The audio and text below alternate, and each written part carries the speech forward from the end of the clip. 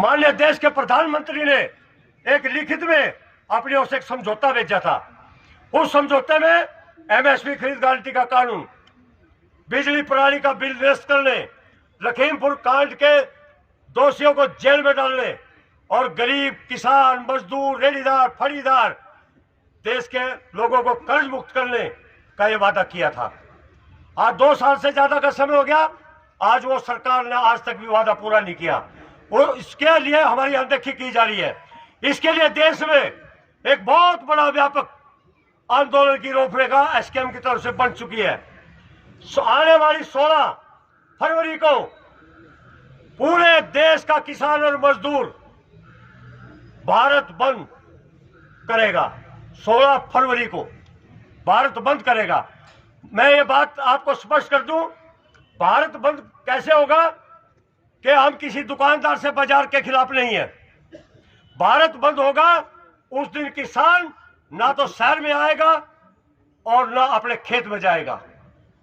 हम उस दिन पहले जैसे अमावस को होता था, अमावस ना हम हल बैल नहीं जोतते थे, पूरे उसे छुट्टी रहती थी। तो 16 फरवरी को हर किसान मजदूर की जो खेती और किसानी से जुड़ा हुआ है वो उस दिन की छुट्टी करेगा और रोज करेगा। क्योंकि हम इसलिए इस सरकार को पहले बता देना चाहते हैं, वो एक दिन की सांकेतिक हमारी छुट्टी होगी। अगर सरकार ने हमारी मांगों को, एमएसपी खरीद गारंटी का कानून सही सारी बातें नहीं मानी तो ये भी हो सकता है कि हम अनिश्चित काल के लिए अपने खेतों से छुट्टी भी कर लें। ये भी यूनियन जिंदाबाद, यूनियन जिंदाबाद, ये भी हम घोषणा करने के लिए मजबूर हो सकते हैं।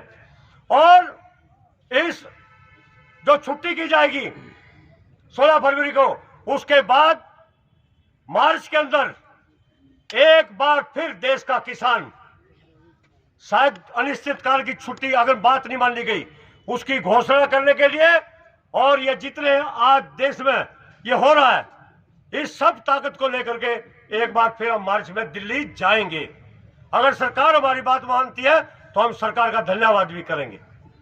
तो आज हमारा करनाल जिले में विशेष तौर पर सीएम सिटी में 3 जगह हमारे ट्रैक्टर पेड़ की गई है, निसंग में और असंध में और यहाँ सीएम सिटी में। इतनी भारी कड़क सर्दी में आप अपने बिस्तरों को छोड़ करके धुंध के अंदर इतनी संख्या में आप अपने ट्रैक्टर लेकर के आए, आपने खर्चा भी किया, तेल भी आपने ट्रैक्टरों का फूका और काम भी छोड़ा, और आप अपने हक और हकूक के लिए इतनी पूरी ताकत के साथ, इतनी बड़ी हाजिरी के साथ आज आप सीएम सिटी में अपना सीना चौड़ा करके, अपनी गर्दन उठा करके आप अपनी बात कहने के लिए आए हो। और मुझे पूर्ण विश्वास है कि सरकार ने आपकी तरफ ध्यान देना पड़ेगा, नहीं सरकार ने खामियाजा भी इसका भुगतना पड़ेगा। दूसरी बात, अभी 3 दिन पहले हरियाणा सरकार ने एक फरमान जारी कर दिया कि किसी किसान का अगर ट्रांसफार्मर जलता है, चोरी होता है या अन्य तरीकों से कोई डैमेज हो जाता है तो उसकी आपने 20% कीमत देनी पड़ेगी।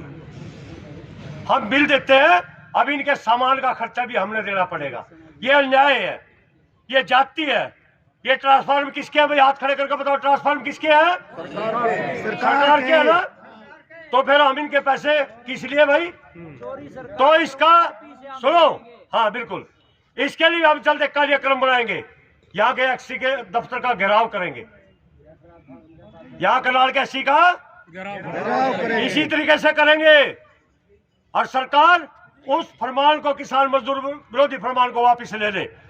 दूसरा, मैं मीडिया के माध्यम से स्पष्ट तौर पर यह कहना चाहता हूं कि हरियाणा में जब भी किसान यूरिया खाद लेने के लिए आता है, अन्य कोई खाद लेने के लिए आता है, दवाई लेने के आता है, जबरदस्ती नैनो की बोतलें थमाई जाती है, जबरदस्ती। मेरे पास किसानों की कंप्लेंट भी आई हुई है। और 19 नवंबर 2022 को केंद्र सरकार ने चिट्ठी जारी की है।